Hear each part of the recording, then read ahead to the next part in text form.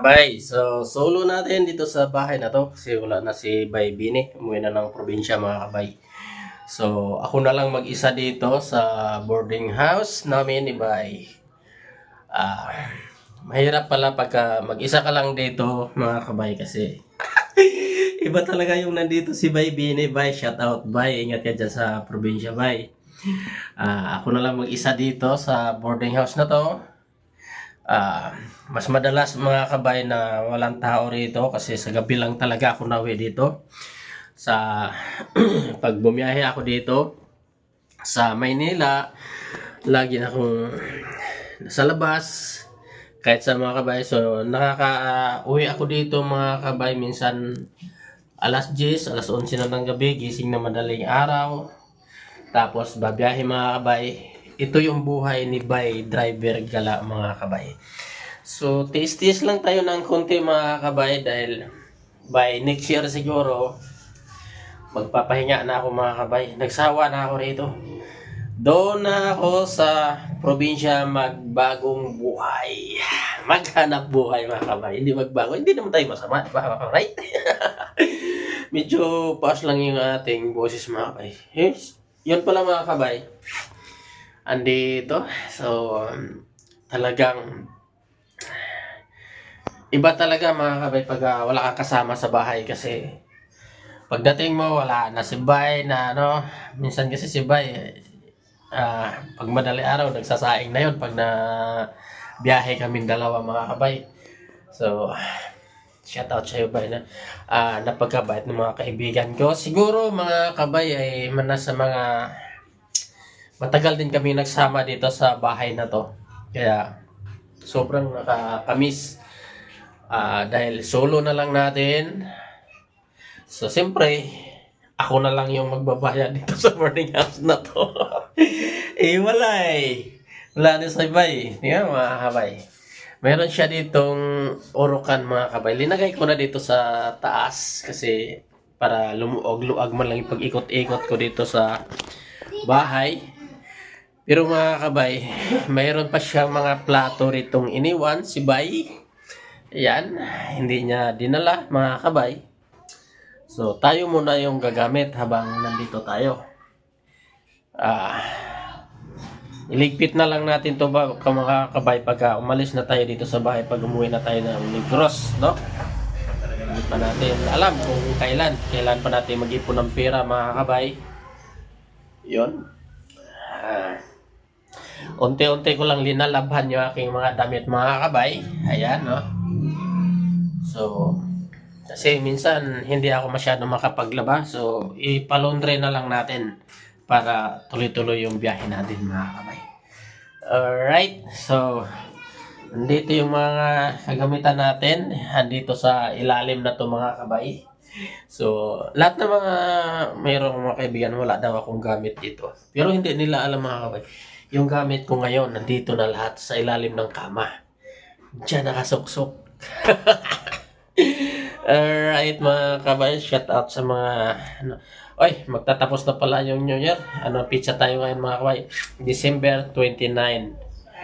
Yan, alright. So tayo naman ay magbabiyahe hanggang New Year. So kabay, yan ang buhay ko rito mga kabay. Shout out pala sa mga mababait mong kaibigan. Alright. Yan mga kabay, oras na para bumiyahe na tayo, no? So, tapos na tayong magpahinga, kumain tayo ganina rito. Umuwi lang ako kasi nag-drop ako dyan sa malapit dito sa boarding house, no? So, ngayon mga kabay, magbihis na tayo para bumiyahe naman. Sa mga kabay ko dyan, tulad ngayon mga kabay, ay nga ako na isang oras dito, tapos babiyahe naman tayo. Minsan dito mga kabay, ay nakaka-uwi ako rito, mas madalas talaga alas 10, alas 11. Yan mga kabay. Minsan mga kabay, hindi na talaga ako kumakain dito sa boarding house kasi doon ako sa Merville kumakain. Mayroon ako kinakainan doon. Kaya, pero minsan mga kabay, nagluluto na rin ako rito para hindi kasi minsan baka mapanis yung mga niluto pag yung pag-uwi ko ng mga alanganing oras, alas 10 o 11, mapapanis mga kabay. Sayang lang. So sa labas na lang kasi wala naman tayo iba inaasahan mga kabay ko hindi sarili lang, no? Lalong-lalo na mga kabay pag medyo masama pakiramdam, kailangan nating magpahinga. Kasi walang mag-aalaga talaga. Ito yung buhay dito sa Manila. Uy, shoutout pala sa mga akala nila sa mga probinsya, no? Masarap yung buhay yun rito. Hindi. Ayan. Kailangan na natin iligpit ito sapatos mga kabay kasi ginamit ko to nung nakaraan mga kabay, nakaraang linggo. Ginamit ko to kaya tago natin ulit dito sa ilalim. Yan. Kailangan naman nating tapos siyempre dito yung ating mga kabay, kunti pa lang yung kinita ko pala kanina mga kabay, oh. Kasi tanghali na ako nagising. Puro cashless mga kabay. Magkano na lang kinita ko? 250 pa lang, oh. Alauna na. Mag-alas 2 na nga yata mga kabay. Ito na lang kinita ko, 250. So gasolinahan pa natin ito mamaya. Wala na.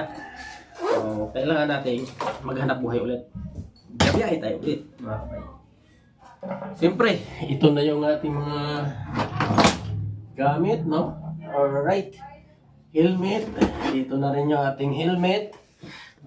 Yan, no? Kaya kailangan na natin to. Ayan. Kasi pag dito ako magtatambay, wala talagang minsan nga mga kabay, one time, umuwi ko rito tanghali, no? Nung nakaraan. Nagising ako, alas 3 na. Bumangon ako, pero nakakatamad mga kabay ko, nagpahinga ka, galing ka sa labas na nagpahinga ka. Para sarap matulog. Ayan. Suot muna natin yung protection sa ating kamay para doble, hindi siya mangitim mga kabay. Pero shout out pala sa mga kasi nagagwantis talaga ako pag ako nagdadrive ng motor mga kabay. Pero hindi nyo alam mga kabay, tingnan mo.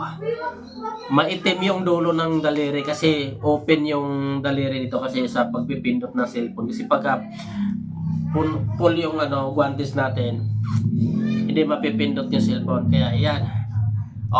Tingnan nyo, maitim na yung kamay ko. Tapos siyempre, nagkakaliw ako rito sa kakadrive mga kabay.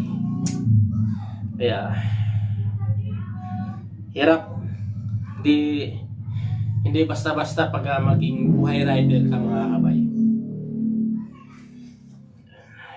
Kaya ito, babiyahin na tayo. Dinodoble ko kasi ito mga kabay. Yan. Tapos ito yung sinasabi ko mga kabay, yung guantes ko na para hindi mangitim yung daliri. Pero maitim pa rin yung dulo ng aking daliri. Ayan di ba? Ito yung nangingitim kasi nakalabas. Ayan. Tapos ito.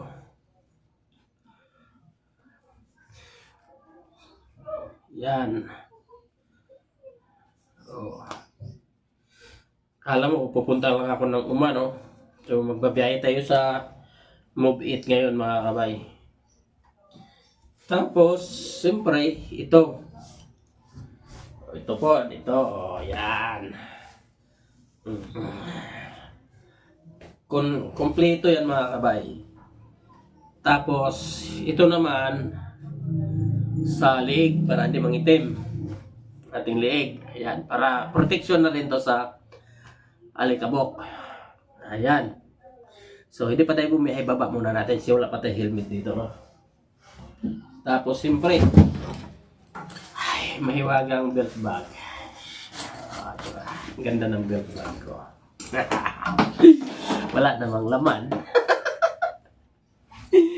Alright. Ready na. So, pa yan. Kailangan natin kunin yung ating pabango dito. Meron din akong mga pabango rito ng ano eh, yung beans, tapos yan, ito. Shout out pala sa nagregalo sa akin ito.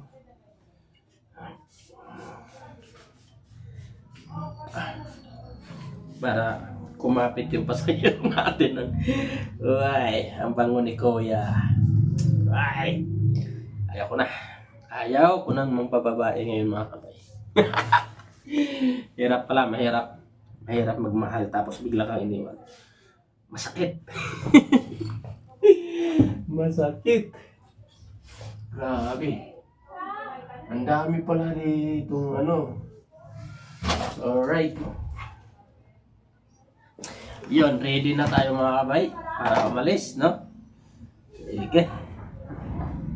Thank you mga kabay sa may lamok. Yung mga lamok, may pumasok ng lamok, no? Oy, shout out, bye-bye. Babiyahin na tayo mga kabay. Yung mga kabay, ready na tayo. Kasi yung pagbiyahe, no? Alright. So, bye-bye mga kabay. So, biyahe na tayo para kumita ng pera mga kabay. Alright. So, mahirap ang buhay ng rider mga kabay. Kasi, pag hindi ka bumiyahe, walang pera. So, kailangan natin bumiyahe para magkapira. So, hi. Alright. So, medyo maingay sa labas kasi daanan yan mga kabay. Marami mga tambay, mga bata naglalaro dyan sa labas. Kaya medyo maingay talaga. Alright. Sakyan na tayo yung ilaw mga kabay. Patayin na natin. Alright. Happy New Year! So, yan. Kailangan natin ima-ilak. Yan. So, biyahe na tayo mga kabay. Bye-bye!